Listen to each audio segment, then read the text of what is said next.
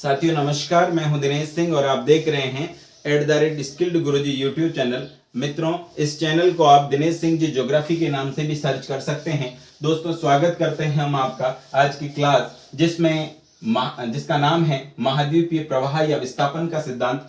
दोस्तों, महाद्वीपीय प्रवाह या विस्थापन के सिद्धांत की चर्चा करते हुए सर्वप्रथम हम बात करते हैं कि 1596 में एक डच मानचित्रवेत्ता आया जिनका नाम था इब्राहिम ऑन्टोरलियस, और इन्होंने सबसे पहले ये संभावना व्यक्त की थी कि ये पृथ्वी आपस में जुड़ी हुई होनी चाहिए। इसी बात को प्रमाणित करने के लिए एंटोनियो पेलेग्रिनी ने एक मानचित्र बना दिया दोस्तों, और मानचित्र बना करके उन्होंने 3 महाद्वीपों को बनाकर एक साथ मिला करके बताया दुनिया को कि पृथ्वी आपस में एक थी, जुड़ी हुई थी। बात कर लेते हैं 1912 में वेगनर ने एक सिद्धांत प्रतिपादित कर दिया और जिसका नाम रखा महाद्वीपीय विस्थापन का सिद्धांत। और वेगनर के सामने जब ये सिद्धांत दिया तो वेगनर के सामने 2 प्रकार की समस्या आई दोस्तों। वेगनर के सामने 2 प्रकार की समस्या थी कि यदि स्थल भाग स्थिर रहे होंगे, अगर स्थल भाग स्थिर रहे हैं तो परिवर्तन जलवायु कटिबंधों में हो गया होगा, और अगर ये जलवायु कटिबंध अगर स्थिर रहे हैं तो परिवर्तन फिर किसमें हुआ होगा? स्थल भागों में परिवर्तन हो गया होगा। तो ये तय करने के लिए कि किसमें परिवर्तन हुआ है, इन समस्याओं, ये 2 समस्याएं थी जिनको वेगनर सुलझाना चाहता था, और इसी को सुलझाते हुए उन्होंने एक सिद्धांत दिया जिसमें बताया कि ये पूरी की पूरी जो पृथ्वी है उसको उन्होंने एक नाम दिया था पेंजिया नाम, और इस पृथ्वी के चारों ओर एक महासागर फैला हुआ है जिसको इन्होंने नाम दिया पैंथालासा। दोस्तों, इन्होंने जो पेंजिया का जिक्र किया है, जो पृथ्वी को एक बता करके इसका नाम रखा था पेंजिया, इस पेंजिया का अर्थ था संपूर्ण पृथ्वी, पृथ्वी या संपूर्ण पृथ्वी, और इसके चारों ओर एक महासागर की उन्होंने कल्पना की जिसको उन्होंने नाम दिया था पैंथालासा। और पैंथालासा का मतलब ये होता है दोस्तों, पैंथालासा का मतलब जल ही जल होता है दोस्तों। अब बात करते हैं दोस्तों कि पेंजिया का विखंडन जो है वो लगभग 20 करोड़ साल पहले कार्बोनिफेरस युग में विखंडन प्रारंभ हुआ होगा। कार्बोनिफेरस युग में विखंडन प्रारंभ हुआ होगा, और सबसे पहले पेंजिया को उन्होंने कहा कि पेंजिया 2 भागों में विभाजित हुआ दोस्तों।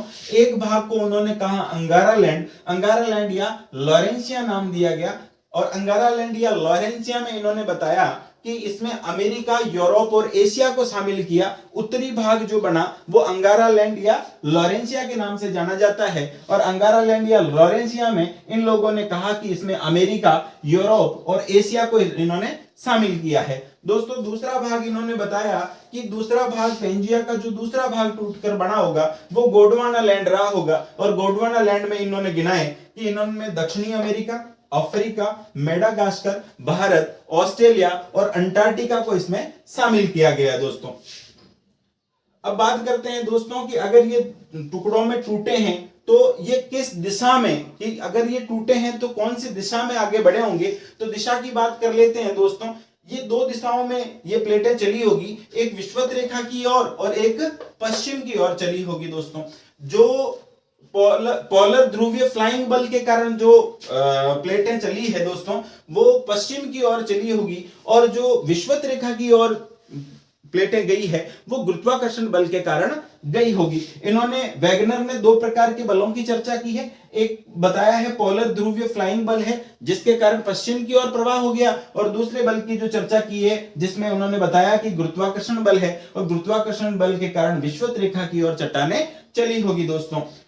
अब बात कर लेते हैं दोस्तों कि ये सारी जो कहानी इन्होंने बताई कि एक कल्पना की कि एक पेंजिया था, पेंजिया के चारों ओर जो महासागर था जो पैंथालासा था, और ये 2 कार्बोनिफेरस युग, लगभग 20 करोड़ साल पहले कार्बोनिफेरस युग में इनका विखंडन प्रारंभ हुआ होगा जब ये 2 टुकड़ों में टूटी है, और एक टुकड़े का नाम अंगारालैंड जिसमें उन्होंने अमेरिका, यूरोप और एशिया को शामिल किया, और दूसरा गोंडवाना लैंड जिसमें उन्होंने दक्षिणी America, Africa, Madagascar, Bharat, Australia और अंटार्कटिका को शामिल किया गया।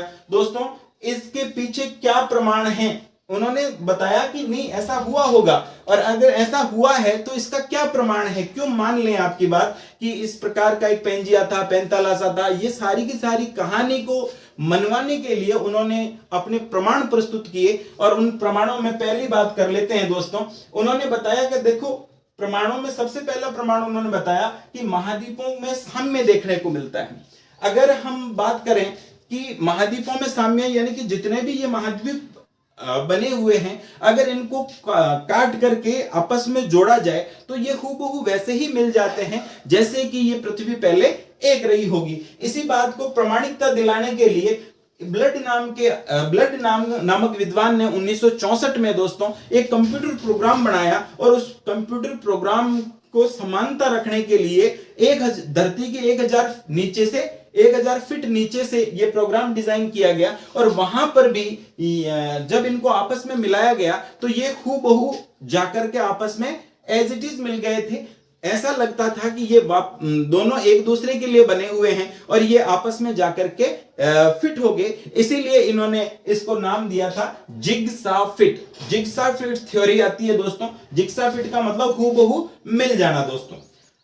दूसरा प्रमाण उन्होंने गिनाया कि महाद्वीपों की आयु में संलेखन देखने को मिलता है कि महाद्वीपों के दोनों ही तटों पर आप देखें, चाहे वो दक्षिणी अमेरिका के तट या अफ्रीका के तटों की चट्टानों की आयु को अगर रेडियो कार्बन पद्धति के द्वारा हम आयु का पता लगाएं दोस्तों, तो यहां पर दोनों ही तटों पर, चाहे वो ब्राजील का तट हो या अफ्रीका का तट हो, दोनों ही तटों पर जो चट्टानों की आयु है वो एक ही समय विशेष, एक ही समय काल की दिखती है दोस्तों। यहां पर भी कैलोडोनियन, हर्सिनियन और अल्पाइन क्रम के पर्वत क्रम और चट्टानें पाई जाती है और यहां पर भी कैलोडोनियन, अल्पाइन और हर्सिनियन काल की चट्टानें दोनों ही जगह देखने को मिलती है। तो इससे यह पता चलता है कि हो ना हो ये पृथ्वी पहले, ये दोनों ही जो महाद्वीप है, हो ना हो ये आपस में पहले मिले हुए होने चाहिए दोस्तों। तीसरी बात गिनाते हैं टिलाइट। टिलाइट का मतलब होता है, टिलाइट वो चट्टानें होती है दोस्तों जो बर्फ से निर्मित होती है, यानी उन चट्टानों पर कभी ना कभी बर्फ जमी हुई रही होगी, तभी ये टिलाइट के रूप में तब्दील होती है दोस्तों। ये प्रमाण है दोस्तों। जहां पर आज रेगिस्तान देख रहे हो आप लोग, चाहे थार का रेगिस्तान हो, थार के रेगिस्तान में आप आकलवुड फॉसिल्स पार्क को अगर आप देखने जाओगे तो वहां पर आपको वनस्पतियों के अवशेष, वहां पर आपको मछली के अवशेष, वहां पर आपको टिलाइट के अवशेष स्पष्ट तौर से नजर आ जाएंगे और वहां पर यह बात प्रमाणित करती है कि हो ना हो यहां पहले, जहां पर आज मरुस्थल है, वहां पर अगर बर्फ से निर्मित चट्टानों के अवशेष मिले तो सोचने वाली बात है कि अगर अपन रेगिस्तान की चर्चा करते हैं तो वहां पर मछली के अवशेष कैसे मिले, वहां पर टिलाइट के अवशेष कैसे मिले, तो हो ना हो ये पृथ्वी आपस में पहले मिली हुई थी, बाद में किसी कारण से ये एक दूसरे से विस्थापित होकर के अलग हुई है दोस्तों। अब बात कर लेते हैं दोस्तों, चौथा प्रमाण वो गिनाते हैं कि प्लेसर निक्षेपों में समानता देखी जाती है दोस्तों। चाहे घाना के तट, ब्राजील और घाना के तट और अफ्रीका के तटों पर जो सोने की सिराएं पाई जाती है दोस्तों, जो सोने की खानें पाई जाती है, उनमें समानता देखने को मिलती है दोस्तों। घाने के तट पर भी सोना निकलता है और अफ्रीका के तट पर भी सोना निकलता है दोस्तों। इस चीज से ये प्रमाणित हो जाता है कि हो ना हो ये चट्टानें पहले आपस में मिले हुए थे ये महाद्वीप और बाद में इनका विखंडन हुआ है या इनका विस्थापन हुआ है दोस्तों। अब बात कर लेते हैं जीवाश्मों का वितरण देखने को मिलता है दोस्तों। यहाँ की चट्टानों में जीवाश्म, एक तरीके के जीवाश्म देखने को मिलते हैं, चाहे वो ब्राजील के तट पर हो या घाना के तट पर हो या फिर अफ्रीका के तटों पर जो चट्टानों में जीवाश्म मिले हैं दोस्तों, उनमें समानता देखी गई है दोस्तों। एक लेमुर नाम का जानवर है जो भारत, मेडागास्कर और अफ्रीका में पाया जाता है दोस्तों, और इन पूरे के पूरे एरिया को मिलाकर के एक प्रदेश बनाया था जिसको लेमुरिया की संज्ञा दी गई थी दोस्तों। और ऐसे के ऐसे लेमुर नाम का जानवर घाना के तटों पर भी देखने को मिलता है, उनके अवशेष यहाँ पर नजर आते हैं दोस्तों। तो जीवाश्मों के अवशेषों में लेमुर नाम का जानवर जो भारत, मेडागास्कर और अफ्रीका में मिलता था। इसके अलावा एक मेसोसारस नाम का जानवर है दोस्तों जो रेंगने वाला जीव है और वो भी दोनों ही तटों के दोनों ही किनारों पर देखने को मिलता है, जिससे ये अंदाजा लगता है दोस्तों कि हो ना हो ये पृथ्वी आपस में पहले मिली हुई थी, एक थी और बाद में इसका विखंडन हुआ है दोस्तों। अब बात करते हैं भूगर्भिक प्रमाणों की दोस्तों। भूगर्भिक प्रमाणों की बात करें तो इनके जो चट्टाने हैं, जो पर्वत क्रम है दोस्तों, वहां के पर्वत क्रमों की आयु में भी समानता आपको देखने को मिलेगी। आपको घाना और ब्राजील के तटवर्ती जो चट्टाने और पर्वत है दोस्तों, वो भी कैलोडेनियन, हर्सिनियन और अल्पाइन पर्वत क्रम देखने को मिलता है। उसी प्रकार की चट्टानों का पर्वत क्रम आपको अफ्रीका के तटों पर भी देखने को मिलेगा दोस्तों। तो ये वैगनर ने प्रमाण गिनाए हैं, जिसमें उन्होंने सबसे पहला प्रमाण बताया था महाद्वीपों में।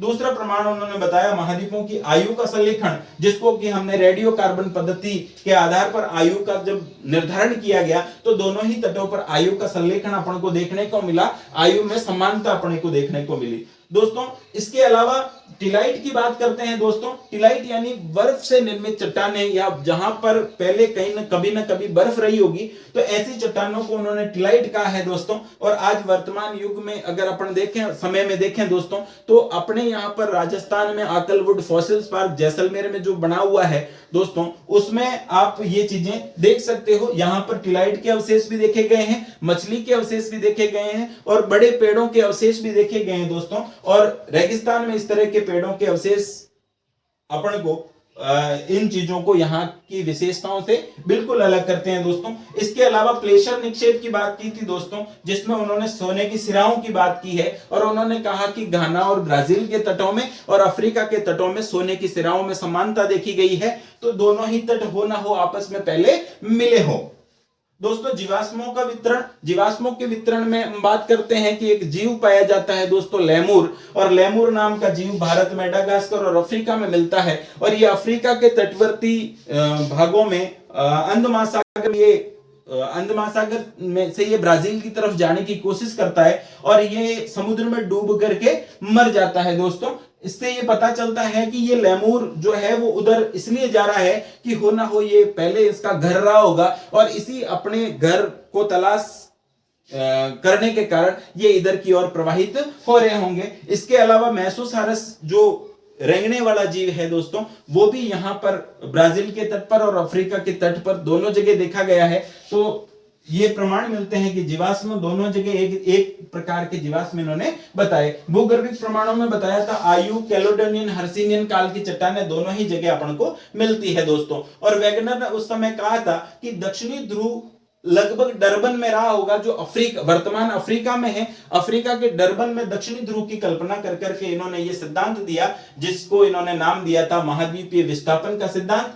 और इनके सामने दो समस्याएं देखी गई थी, जलवायु कटिबंध या स्थल भागों में परिवर्तन। या तो जलवायु कटिबंध बदल गए होंगे और या फिर स्थल भाग बदल गए होंगे। और इसी समस्या का समाधान करने के लिए इन्होंने एक कल्पना की कि ये पूरी की पूरी पृथ्वी, जिसको इन्होंने पेंजिया कहा, और पेंजिया का अर्थ उन्होंने बताया, इसका मतलब होता है संपूर्ण पृथ्वी, और इसके चारों तरफ जो सागर फैला हुआ है उसको उन्होंने पैंथालासा कहा था। और पैंथालासा का मतलब जल ही जल होता है। और ये घटना लगभग 20 करोड़ साल पहले यानी कार्बोनिफेरस युग से प्रारंभ हुई होगी। और ये प्लेटें एक दूसरे की तरफ चलना शुरू किया और ये दो दिशाओं में प्रवाहित हुई थी, एक विषुवत रेखा की ओर, एक पश्चिम की ओर हुई थी। जो पोलर या ध्रुवीय बल के कारण जो प्लेटें दूर गई है, वो पश्चिम की ओर खिंचाव जो प्लेटों का हुआ है वो पोलर या ध्रुवीय बल के कारण हुआ है। और जो प्लेटें विषुवत रेखा की ओर खिसकी है उसके पीछे कारण गुरुत्वाकर्षण को बताया है। बाकी इन्होंने प्रमाण गिनाए हैं जो अपन ने देखे थे। दोस्तों, हमारे द्वारा दी गई जानकारी आपको कैसी लगती है कमेंट करके बताएं। दोस्तों, हमारे चैनल को शेयर करें, सब्सक्राइब करें और बेल आइकन को जरूर दबा दें ताकि हमारे द्वारा बनाए गए वीडियोस के नोटिफिकेशन आप तक सबसे पहले पहुंच सकें। दोस्तों, धन्यवाद। Thank you.